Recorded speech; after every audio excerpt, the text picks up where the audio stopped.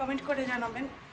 সেজন্য মাকে কিন্তু অনেক সুন্দর লাগবে, যেহেতু সে আমার সব ফ্রেন্ডরা আসছে ইফতারের জন্য।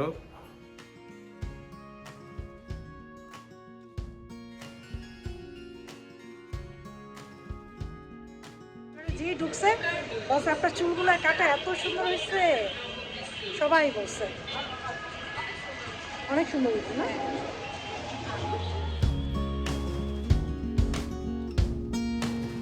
আসসালামু আলাইকুম, কেমন আছেন সবাই?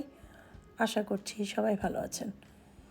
তো পুকুরের কিছু মাছ আসিফ রাব্বু এনেছে। আসিফ রাব্বু একটু আগে এসেছে গ্রামের বাড়ির থেকে।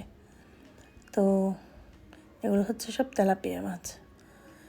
আর পেঁপে গাছের, কাঁচা কলা, আর সুজনের মা আসতেছে, এসে মাছগুলোকে একটু করবে, ঠিকঠাক করবে। আর এখানে বেল, তারপরে মাছ এই ইয়াতে এগুলো নিয়ে যাচ্ছে। আসিফ রাব্বু জানি কাকে দিবে, সেই জন্য সেখানে নিয়ে যাচ্ছে। এরপরে মাগরিবের আগে আমরা বাসার থেকে বের হয়েছি। আজকে হচ্ছে 26 রোজার ইফতার। আমরা এক জায়গায় দাওয়াত আছে, সেখানে যাচ্ছি। সেখানে আমরা 26 রোজার ইফতারের দাওয়াতটা করবো। আসিফের আব্বু তো 6 দিন ছিল দেশে, 6 দিন পর এসেছে।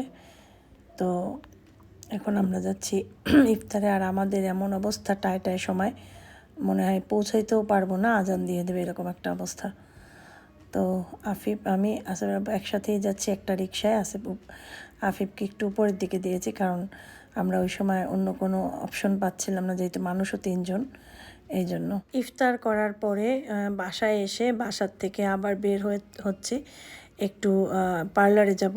আমি আর আমার চাস্তো যা দুইজনে এই পার্লারটার এসেছি। এই পার্লারে এসেছে আমি চুল কাটবো। অনেক দিন যাবৎ চুল কাটা হয় না, চুলের অনেক আগা বের হয়েছে, দেখতেও ভালো লাগে না, কারণ স্ট্রেট করেছিলাম। স্ট্রেট করার পর চুল অনেক খারাপ হয়ে গিয়েছিল। আমার চুল কাটাটা চুল কাটছি আর শাহনাজ ও একটু লোক লাগতেছে। আমার চুল কাটা অনেক সুন্দর হয়েছে, অনেক। আসলে তো দেখাইতে পারতেছি না কাউরে, এত সুন্দর হয়েছে চুল কাটা। সবাই বলছে, পার্লারে যেই ঢুকছে বলছে আপনার চুলগুলো কাটা এত সুন্দর হয়েছে, সবাই বলছে অনেক সুন্দর হয়েছে না। আসো, এরপরে চলে যাচ্ছে হচ্ছে চকে, কাঠপট্টি, এই 2 জায়গায়। কারণ হচ্ছে সুজনের মায়ের জন্য একটা খিমার কিনবো, আর আসিফের জন্য আন্ডার গার্মেন্টসের জিনিস কিনবো, গেঞ্জি, প্যান্ট এগুলো। তো এই জন্য আমি চক বাজারে চলে এসেছি। তো মেইন রোড একদম বন্ধ করে দিয়েছে, হেঁটে হেঁটে কেনাকাটা। আর প্রচুর ভিড়, এত ভিড় এসে মনে হচ্ছে পাপ করে ফেলেছে, আসা উচিত হয় নাই। গত বছর এরকম লাস্টের দিকে এসেছিলাম, ভিড় ছিল অনেক। আসলে ওই 1 বছরেরটা আর 1 বছর গেলে দেখা যায় ভুলে যাই। তো তাড়াতাড়ি করে আমাদের কাজগুলো কমপ্লিট করে সামনে এগোচ্ছি রিক্সার জন্য, কারণ রিক্সা এখানে পাওয়া যাচ্ছিল না। এরপরে জলদি করে বাসায় চলে যাচ্ছি, কারণ বাসায় যেহেতু একটু রান্নাবান্নার টুকটাক কাজ আছে, এই আর কি। আসসালামু আলাইকুম। জোরে বলো মা, শোনা যায় না। শোনা যায় না, এত রোদ, কথা বলতে ইচ্ছে করে না। আসসালামু আলাইকুম, আসো। আরে স্পিকারে যে ইয়ে থাকে। আমরা যাইতেছি হয়েছে চৌমাথার বাজারে। আছে আফিফের ফ্রেন্ডরা আসবে বাসায়, টুকটাক জিনিস লাগবে, কিনতে যাবো। তো এখন বাজে 12টা।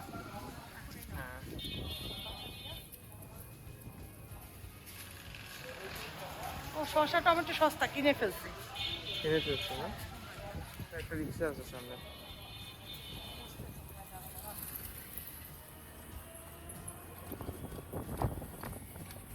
এত সুন্দর ঠান্ডা বাতাস, এত তরমুজ এবার উঠছে, অনেক তরমুজ।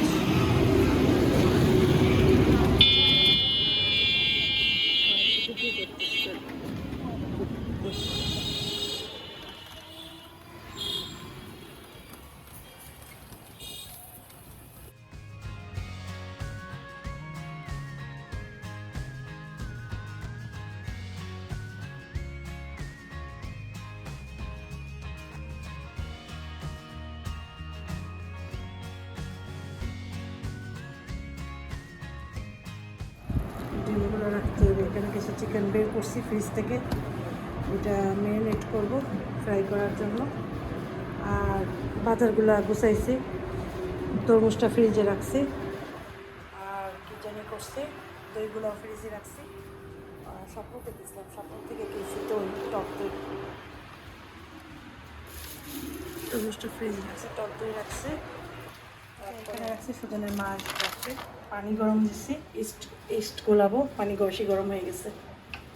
বাসায় আসার পর অনেক কাজ করছি, যেমন সুজনের মাও করতে আছে এখন। এই নান রুটিগুলো ভাজতেছে, ভাজাও মনে হয় শেষ।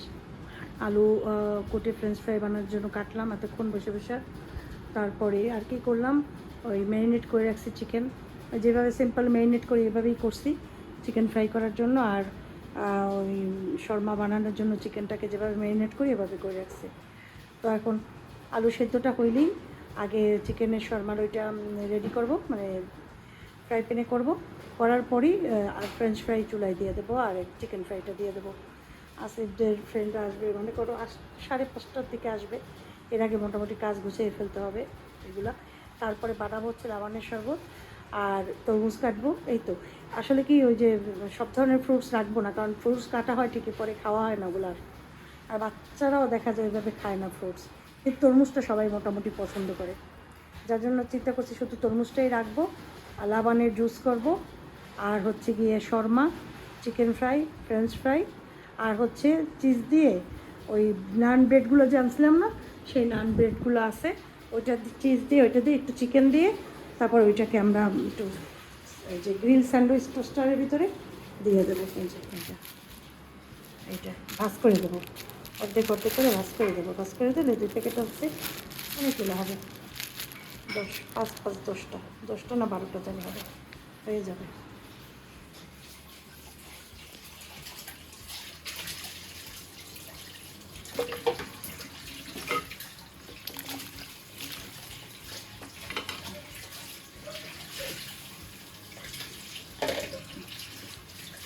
হালকা সিদ্ধ হয়নি,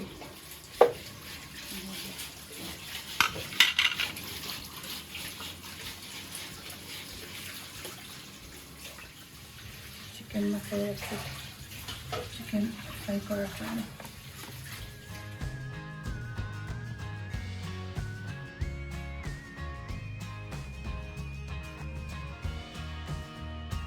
সব চিকেনগুলো করা হয়ে গেছে।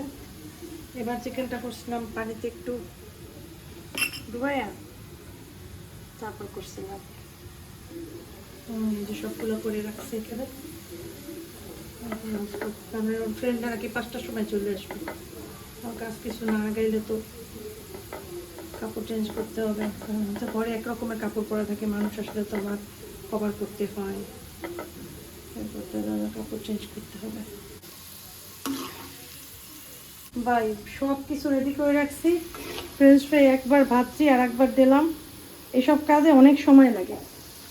রুটি কি সুজনের মাকে বসে রুটি বানায় কাপড় দিয়ে ঢেকে রাখছি, না তো ঠান্ডা হয়ে যাবে। আর 10 মিনিট পরে বানাই, না গরম আছে রুটিগুলো। এত ঝামেলার ভিতর সে আবার বেল খাবে, তার জন্য আবার বেলের শরবত, তার জন্য মানে আমার জন্য আমিও খাই বেলের শরবত, খুব ভালো শরীরের জন্য। খেয়াল করো বেলের কালারটা কি, মানে ক্যামেরায় দেখা যায় না, এত সুন্দর। মনে হয় কি দুধ দেওয়া, তেলের ভিতরে অলরেডি দুধ দেওয়া এরকম মনে হয়। এত সুন্দর কালারটা, আর নরম, শক্তও না, তুলার মতো নরম বেলটা। বিসমিল্লাহ বিসমিল্লাহ। KFCর যে চিকেন ফ্রাইড থানগুলো আছে না, ঠিক সেরকমই বড় বড়।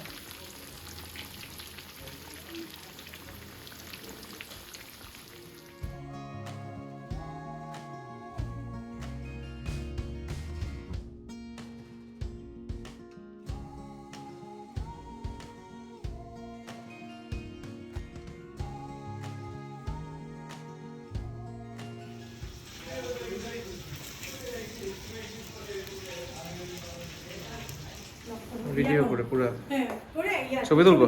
আচ্ছা।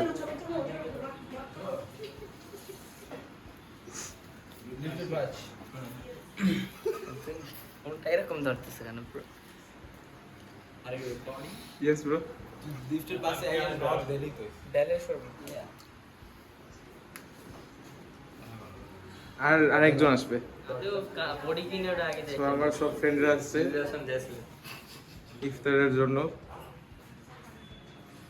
বডি আসছে লিফট দিয়ে আসছে। আসো আসো ঢুকে পড়ো সিঁড়ি দিয়ে সাউন্ড আসসালামু আলাইকুম। সিঁড়ি দিয়ে কি অবস্থা বটে? তোমরা সবাই কেমন এনজয় করছো? খাবার কেমন হয়েছিল তানজিম? অনেক মজা হয়েছে। অনেক মজার। মাহাদি কেমন হয়েছে? আচ্ছা মাহাদি আগে খাওয়া শেষ করো। সদ হাউ ওয়াজ ইট? আচ্ছা রাফি কেমন অনেক হয়েছে? মজা হয়েছে। আচ্ছা, এখন মাহাদি বলতে পারবা কেমন হয়েছে? ওকে, অনেক মজা হয়েছে। আর একটা ফ্রেন্ড চলে গেছে তাড়াতাড়ি। আমরা খেয়েছি। আসিফের কাপড় দিয়ে আসবো, আসিফের ঈদের কাপড় আর মেডিসিন এগুলো দিয়ে আসবো। ওইখান থেকে কল দিচ্ছে, আবার আজকে এমনিতেও যাইতাম। পেপের ফ্রেন্ডরা চলে গেছে, আমি একদম টায়ার্ড ছিলাম, ঘুমাইছি 1 ঘন্টা, একদম 1 ঘন্টা পাক্কা ঘুমাইছি। এত অস্থির লাগতেছিল বলার মতো না, একদম ইয়া পর্যন্ত গেছে, এইটা রাস্তার শেষ পর্যন্ত গেছে পুরো। আজকে হইতে পারে লাস্ট তারাবি না বাংলাদেশে। আজকে পরশু যদি করবা ঈদ হয় তাহলে আজকে লাস্ট তারাবি হইবে না, আর যদি পরশু না হয় তাহলে তো আজকে হইবে না।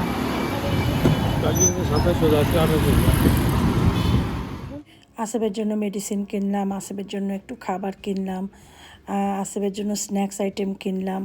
তো আসার পর টিভির মনিটরে আমরা দেখতেছি আসিফকে। তো এখানে এই তারাবির পরে সেশন চলে, তো সেজন্য আসিফ বসা, তো আসিফকে ডাকতে গেল। এরপরে আসিফ ওখান থেকে এসেছে, এই রুমটার ভিতরে যারা খাবার প্যারেন্টসরা নিয়ে যায় সেই খাবারগুলো আলাদা করে একাদের খেতে দেয়। তো আসিফের জন্য যেহেতু খাবার নিয়েছি আর এখন বাজে 9:30, এই জন্য আর আসিফরে ওরা বলছে যে তোমার তোমার জন্য তোমার আম্মু কাপড় নিয়ে আসছে।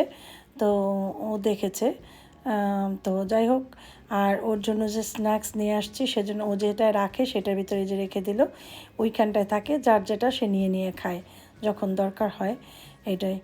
আর এই তো খাবার খাবে, ও তো এমনিতেই এই পোলাও কোরমা টোরমা একটু পছন্দ করে, তো এটাও ওই বিরিয়ানি, তো ওইটা এখন খাবেও। আর হচ্ছে গিয়ে একটু দেখে আমরা বের হয়ে যাব, রিক্সাটাকে রেখে দিয়েছি, আমাদের রিক্সাটা আছে, কারণ যেখানে এখান থেকে রিক্সা পাওয়াটা একটু মুশকিল হয়ে যায়, এই আর কি। তো ও তো আমাদের দেখে না, আমরা তো দেখি, তো আমি তো মা, আমার তো খুব কষ্ট হচ্ছিল যে আমার ছেলেটা এত সুন্দর একটা ঈদ হবে যেখানে আমার ছেলেটা আমার কাছে থাকবে না, দূরে থাকবে, এখানে বসেই খাবে দাবে। তারপরেও আল্লাহর কাছে শুকরিয়া, আল্লাহ যখন যেভাবে রাখে মানুষকে, মানুষ তো সেভাবেই থাকবে।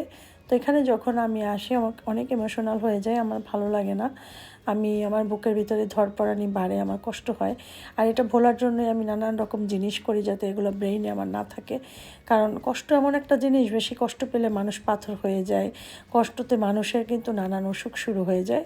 আমি ওই জন্য ওগুলো থেকে নিজেকে দূরে রাখার চেষ্টা করি, যে ভালো থাকার জন্য যতটুকু চেষ্টা করি, কারণ অন্য মানুষগুলোকেও আমার ভালো রাখতে হবে, সেই জন্য মাথায় এখন আর নিতে পারি না, অনেক কষ্ট মাথায় নিতে নিতে আমার অনেক মাঝে মাঝে খারাপ অবস্থা হয়ে যায়। আসলে আমাকে যারা না বোঝে তারা না বোঝে, যারা আমাকে বুঝে ভালোবাসে তারা সবসময় আমাকে প্রচুর ভালোবাসে। আমি যে কীভাবে বেঁচে আছি আমি নিজেও জানি না, আমার যে কত কষ্ট। এরপরও যারা আমার দোষ ধরে আমাকে ইয়া করে, তাদের সাথে আমি আসলে কাটাতেও চাই না আমার জীবনের কোনো সময়। এই আর কি, বাসায় চলে আসলাম কথা বলতে বলতে। এটা হচ্ছে পরের দিনের দুপুরের পরে, আমি মুগ ডাল ম্যাশ করে রেখেছি, মুগ ডাল দিয়ে আজকে একটু দই বড়া বানাবো। আজকে আমাদের বাসায় আসবে, আমাদের বাসার পাশেই হচ্ছে আমার চাচিদের বাড়ি, মানে আমার চাচির বাবার বাড়িতেই চাচিরা ভাই বোন যে সবাই ফ্ল্যাট বাড়ি করে ফ্ল্যাট পায় না, তো চাচিরও ফ্ল্যাট আছে। তো চাচি থাকে ঢাকায়, তো ঈদ কোরবানিতে বরিশাল আসে। তো চাচতো বোন আমাকে এসেই মেসেজ দিয়েছে, আপু আমি বরিশাল আসছি। তখন আমি বললাম যে আসো আমাদের বাসায়, আমাদের সাথে না হয় একটু ইফতার করো। তো আজকে ওদের ইফতার করতে বলেছি আমাদের বাসায়, তো ওরা সন্ধ্যায় আসবে।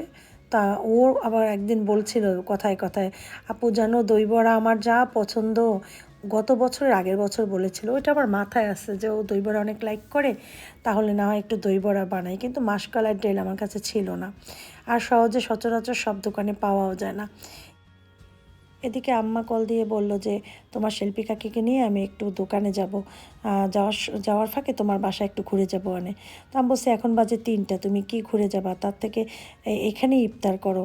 এদিকে লাভলি কাকিকেও বলছি কালকে তারাও আসবে, তো শিল্পী কাকিকে নিয়ে আসো, এখানে একসাথে ইফতার করো। এদিকে সুজনের মার জন্য যে খিমারটা কিনেছিলাম সেইটা, এই যে এত সুন্দর ফুলগুলা খুবই সুন্দর, তাই না? কালোর ভিতরে ফুলগুলো একদম ফুটেছে খুব। সুজনের মার জন্য ঈদ গিফট কিনলাম এটা, কারণ ও তো আসে একটা লম্বা একটা ইয়ার মতো পরে আসে, ওই একটাই পরে সবসময় আসে, তাই চিন্তা করলাম যে খিমার দিয়ে, এর আগে বলছিল আমাকে আপু আমার একটা খিমার দিয়েন, তো চিন্তা করলাম যেহেতু ঈদ তো এটা দিই, এটাই ওর গিফট হয়ে যাবে।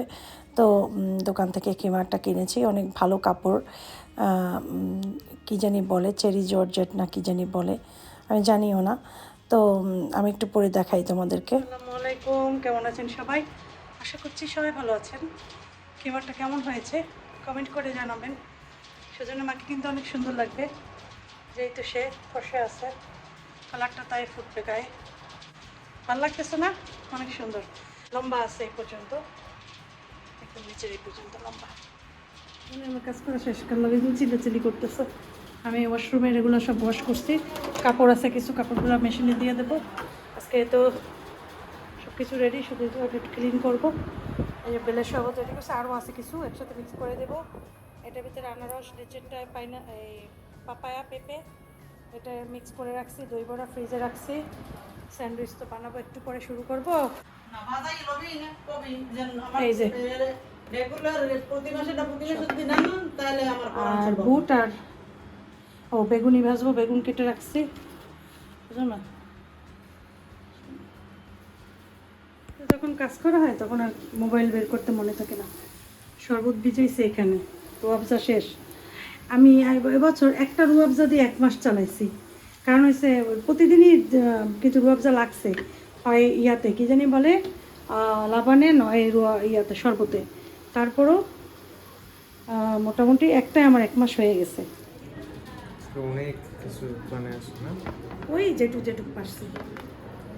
আজকে তো মানুষ মনে হয় বেশি। হ্যাঁ, এগুলো দিছো বুঝছো, হচ্ছে এটাই বলছে।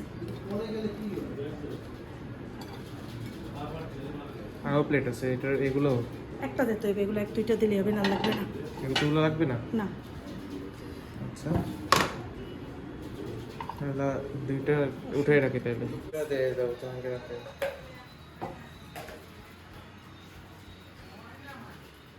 কি ফুল পাঁচটা? জমে গেছে।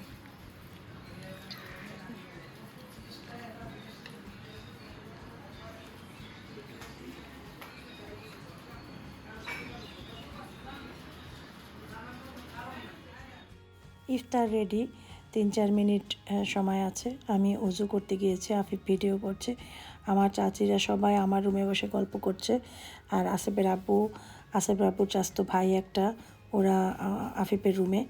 তো এই এখনই চলে আসবে ইফতার করতে। যাই হোক, সবাই ইফতার করছে, আমি এখানে করছি কারণ ওখানে জায়গা হচ্ছিল না, আর আফিফ ওরা করছে আফিফের রুমে। তো এই ছিল আজকের ভিডিও, কেমন লেগেছে কমেন্ট করে জানিও। আজকের মতো বিদায় নিচ্ছি, মা আসসালামা।